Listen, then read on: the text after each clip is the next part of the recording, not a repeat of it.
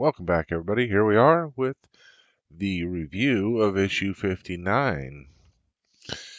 So, in this issue, we're going to talk about the Incom Sub-Pro Z-95 Headhunter. So, if you're familiar with Star Wars, particularly a lot of the bonus or what do you call it? What's the word I'm looking for?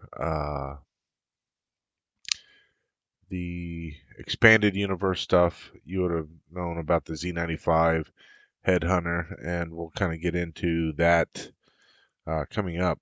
So, as mentioned, Incom and Sub-Pro was a joint joint venture with them again. It's known as a short-range starfighter, 11.8 meters long.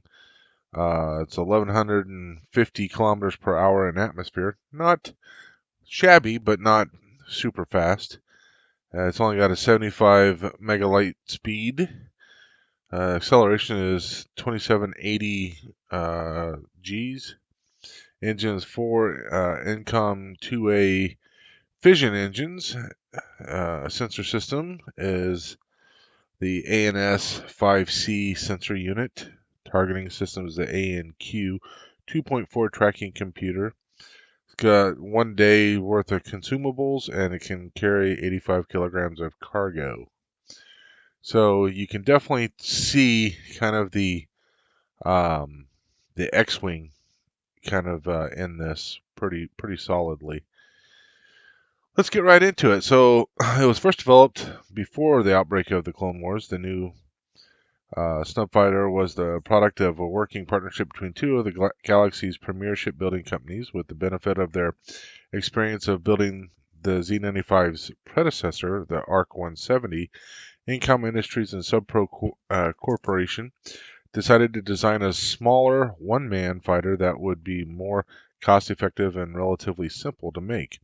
With its familiar bubble-domed cockpit and fixed-wing configuration, the Z-95 fighter borrowed its popular name from a fierce creature from the world of Frisia known as the Coromon Headhunter.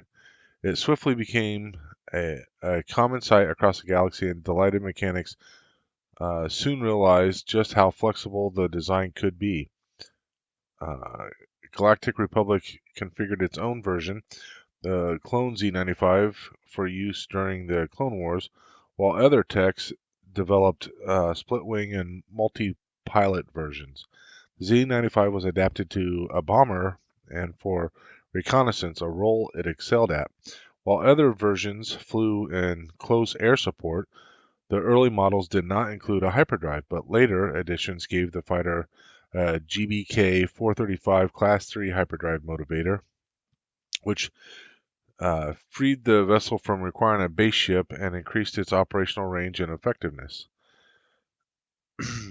After the end of the Clone Wars, Incom ended its partnership with Sub-Pro and held sole rights to the Z-95, but as Sanar Fleet Systems designed and constructed the majority of the Empire's vessels, Incom had no army to build for, so the fighter became a popular choice among pirate and underworld collectives. Its adaptable frame was the perfect platform upon which to add bespoke systems, and its low cost gave its buyers an affordable way to amass a small fleet.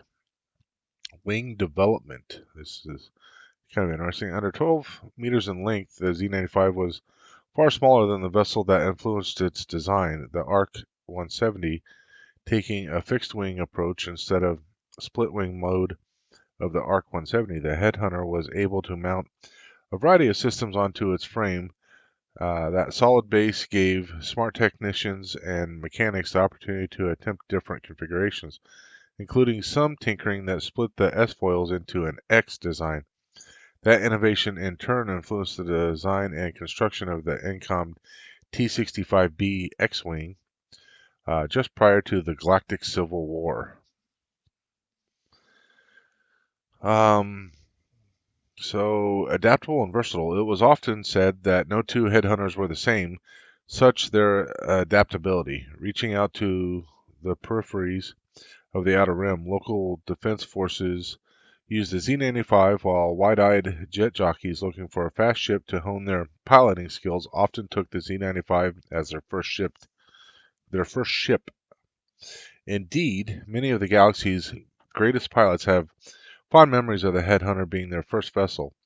Their legend even crossed over to the pilots of the Imperial Navy, who referred to headhunters as skulls, with many of their owners' long-standing thorns in the side of the Empire. The Z-95 often came into contact with the fighters of the Imperial Navy, as it had with the forces of the Confederacy of Independent Systems during the Clone Wars. The fighters were a constant nuisance for the Empire, that the Empire was unable to completely eradicate.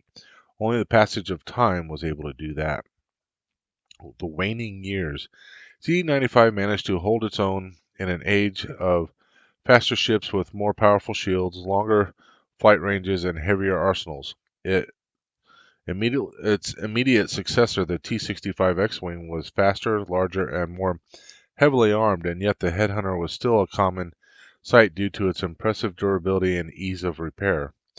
Added to that, its more compact and solid space frame allowed the Headhunter to pull much tighter turns. Even vastly experienced pilots found it difficult to get a weapons lock on a Z-95.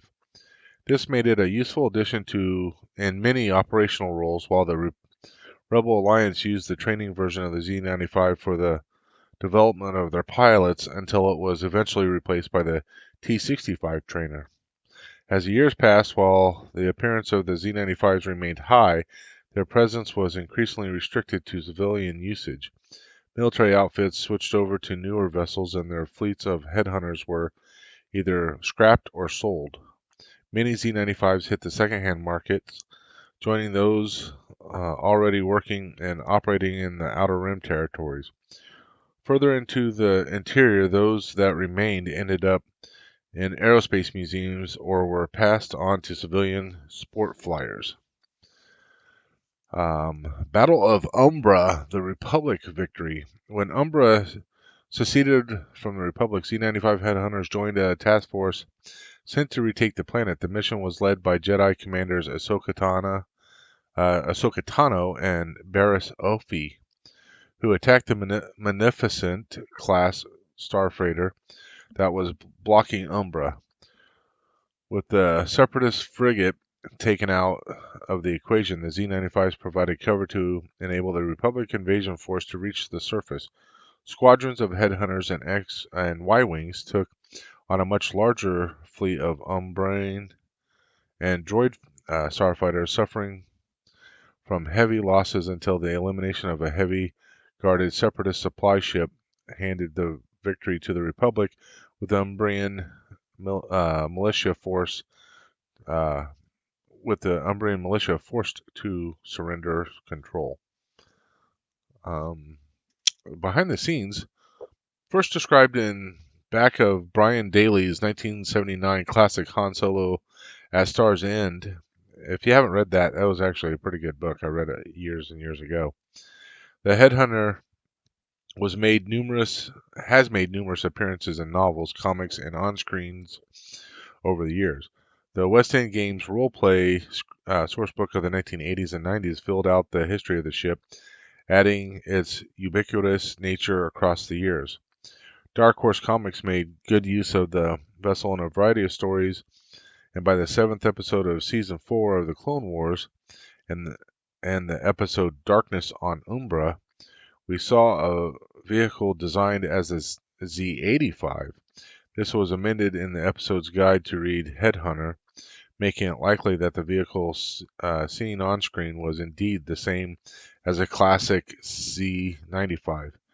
Fast forward to 2015, and The Force Awakens saw the appearance of the T-20 X-Wing, the appearance of the T-70 X-Wing, heavily influenced by Ralph McQuarrie's original X-Wing painting, the same image which influenced the original Z-95 design. So you can see here, that's what McQuarrie had originally designed the X-Wing to look like. and you can tell that that's pretty much what the X-wings in the Force Awakens looks like. Denizens of Dathomir. So this was a bit interesting. So I don't remember the name of the book. There was a book where Luke had actually gone to Dathomir and had to deal with the Night Sisters, and so that was rather interesting. Um, Obviously, that was part of the Legend series, so no longer accurate. But I found it interesting that they pulled that in to at least Dathomir and the Night Sisters and whatnot. They pulled that into canon and whatnot. So let's go ahead and take a look here because this gave out some rather interesting information. On the rare occasions that Jedi turned from the light to the dark, they were never killed. Instead, they were exiled to work through their inner conflicts in the hopes that they would one day return to the Order. 600 years before the Battle of Yavin, a wayward Jedi called Alea was banished to the planet of Dathomir. Used as a penal settlement, the planet had a harsh environment with thick forests and open plains, which were home to the ferocious Rancor beasts. But Alea used her force powers to beat the other exiles and to rule over them, and she was even able to tame Rancors, using them as mounts and beasts of burden. The Night Sisters. Alea eventually established her own matriarchal society in which males became enslaved. Those females who followed her learnt her powers and became forceful witches in the Force, too. Eventually, the witches of Dathomir splintered into a number of different clans across the small coastal area. Each Dathomiri clan was based in its own fortified village, and each was ruled by the matriarch, the eldest member of the clan. Relations between the clans of Dathomir were far from cordial, and the spirit of Alea was strong amongst some of them. Eventually, the most powerful witches came together and became known as the Night Sisters, living by the Book of Law left behind by Alea. The Book of Law portrayed the Jedi in a bad light, and the Night Sisters had little respect for the Order. Let's go ahead and talk about Mother Talzine's dark magic. So if you've watched Clone Wars, you know who Mother Talzine is. But we'll go ahead and go through this. Mother Talzine claimed that she was not a Force user, but whatever strength she drew on, she was an extremely powerful witch with the mastery of dark magic. Her incantations would place the Night Sisters in her thrall, or transform them into ghostly visions of their true form. Equally, she could create solid objects from the ether and torture individuals through voodoo dolls of themselves. She was even capable of transporting her spirit away from her physical body, or teleporting herself by transforming into smoke and vanishing. She also used the same kind of telekinesis practiced by the Jedi to lift and move solid objects. So yeah, she had a I'd like to assume that she used the Force, but whatever it was she used, her understanding of the Force was significantly different. The Night Sisters lived in near isolation, focusing their skills on the dark side of the Force, casting illusions and practicing their dark magic. Few who visited Dathomir lived to tell their experiences. Those who were weak or wounded, female or children, were all killed without a second thought. Those males who were deemed strong enough were enslaved to be used as needed, totally at the Night Sisters' whim. Approximately 100 years before the events of the Clone Wars, some male Zabrak landed on Dathomir and were duly enslaved by a clan of Night Sisters. But the witches soon realized that interbreeding with the male Zabrak would strengthen their own clan, and having done so, their crossbred descendants proved to be formidable opponents of the Jedi. The descendants became known as the Night Brothers, a clan of tattooed Zabrak warriors. While Night Brothers also lived on Dathomir. They kept away from the Night Sisters, to whom they were subservient. 10 years before the Clone Wars, after Jedi Master Quinlan Vos had killed the previous clan mother, Zalem, Mother Talzin ruled the Night Sisters.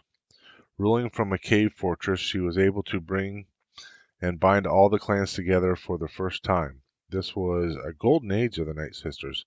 A fortress was built into a cliff rising out of the dense forest. Its sinister entrance had been carved over many centuries and reflected the monumental architecture hidden within. Statues of Night Sisters loomed over the opening and seemed to hold it up. In the middle of the doorway was a statue of a mother figure, believed to be Aaliyah. This intimidating entrance led to an immense tunnel with many branches, which in turn led to homes of the Night Sisters. The Water of Life. Running down from the cave ceiling was the Water of Life, a mixture of water, minerals, tree sap, and Night Sisters magic. The water fell to the glowing blue waterfalls into a deep lake around the settlements. A central platform rising from the water was scattered with small monoliths. Together with the movable stone table, it was a ceremonial place where dark magic and dark deeds were carried out. Behind this, a large support column with an open entrance gave access to the main temple of the Night Sisters and the residence of Mother Talzin. The room was flooded with the water of life, which filled a deep, narrow trench around the walls and lit the room with a shining blue light. Here, too, was a small conference table and 7 chairs where visitors could meet the ruler of the Night Sisters. So let me just make sure you guys can see that. That's pretty cool looking. So, Asajj Ventress. So if you watch Clone Wars, you know who Asajj Ventress is. She's a pretty cool character, actually.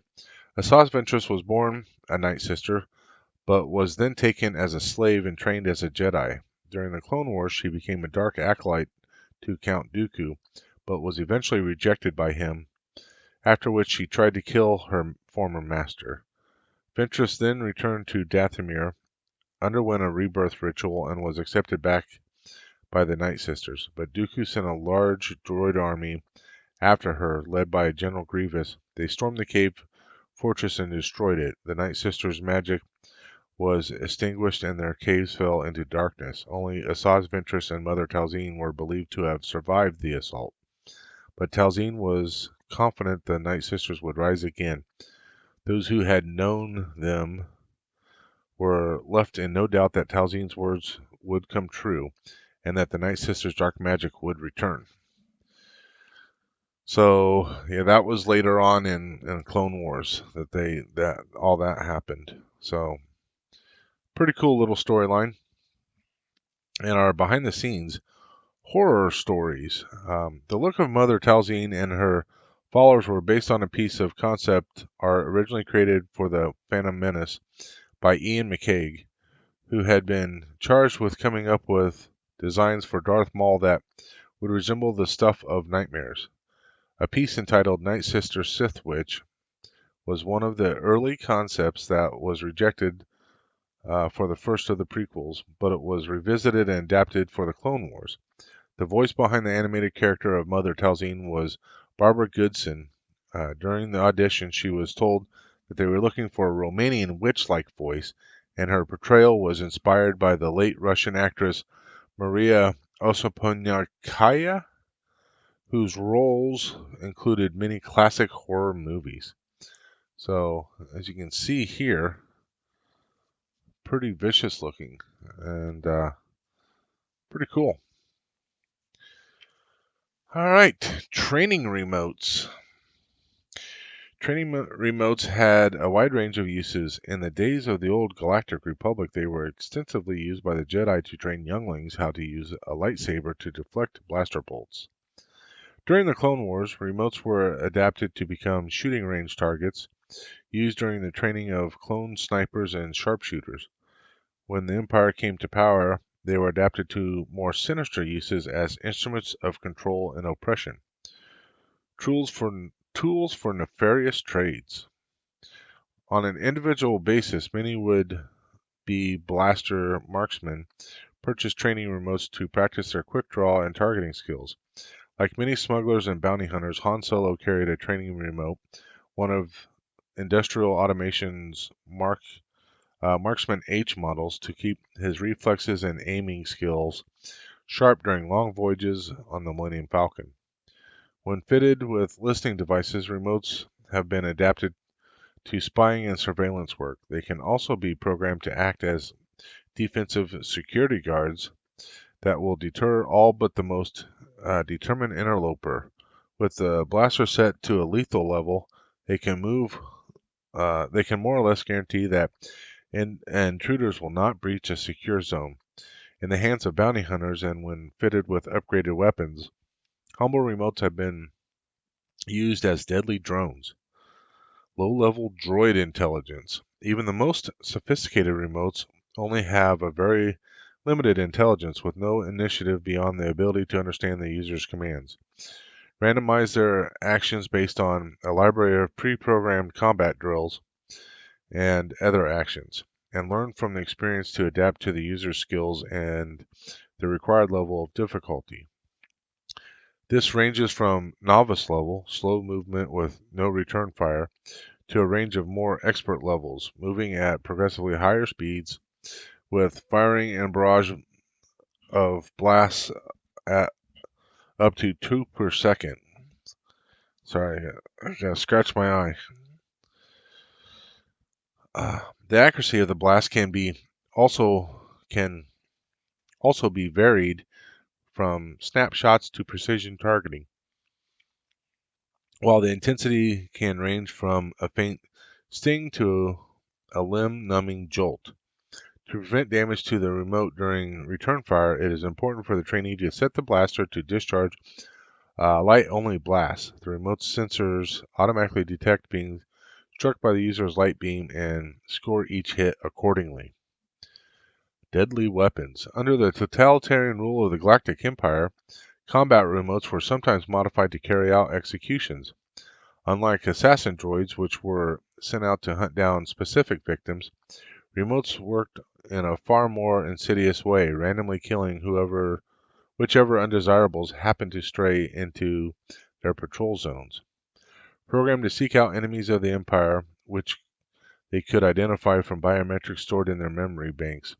These miniature automated assassins roamed population centers looking for known targets. When one was identified, the victim would be executed on sight using a high-powered blaster that replaced non-lethal ones fitted to the normal remotes. The droid's small size and quick movement meant that they were difficult to spot, almost impossible to evade, and very hard to shoot down. This is kind of interesting. When a training session for the Jedi younglings on board the Star Cruiser Crucible was interrupted by a pirate attack, Ahsoka Tano and the younglings programmed the training remotes to swarm against the intruders. So that's kind of cool. Marksman H Combat Remote. The Marksman H Combat Remote is made by the droid manufacturer Industrial Automation. So it's important to note Industrial Automation is also the ones that did the astromech droids, like R2. Using a small self-contained repulsor lift, the 8 maneuvering thrusters, sensors, and laser emitters, the droid is programmed to hover and dart around unpredictably at speed. Its maximum velocity is 25 kilometers per hour, but its acceleration from standing position to almost instantaneous, and this, coupled with its small diameter, just 15 centimeters, makes the Marksman H a difficult target to hit. It is armed with a light blaster that is normally set to produce a painful sting, but cause no permanent injury to the target. And that's the type of training remote that Luke was training on, as you can see there in A New Hope. Um, seems like a lot of luck, kid. So that is the end of this issue. We've completed our full review, and in this issue we went through and we we screwed on all the parts and stuff, and yeah. So as you can see here, from what we accomplished, we are a little over halfway, about 60% or so done. In issue 60, we'll get 2 more pieces of framework and another piece of hull plating. And of course, we already got one of these, so that's what we'll be doing in issue 60. And issue 60 will end this. I should have named them seasons. So technically, this is like the 3rd season. So it'll end this season, and we'll be able to kind of move on to the 4th season, which will be issues 61 through 80. And so technically, there's a total of 5 seasons. I just never named them that, but that's essentially the way I'm kind of taking it. So you can expect to see some sort of a review for issue or for the season 3 stuff, the issues 41 through 60, much like the other reviews that I've been doing. So hopefully you guys are enjoying that. Thank you very much, everybody, for watching, and may the force be with you always.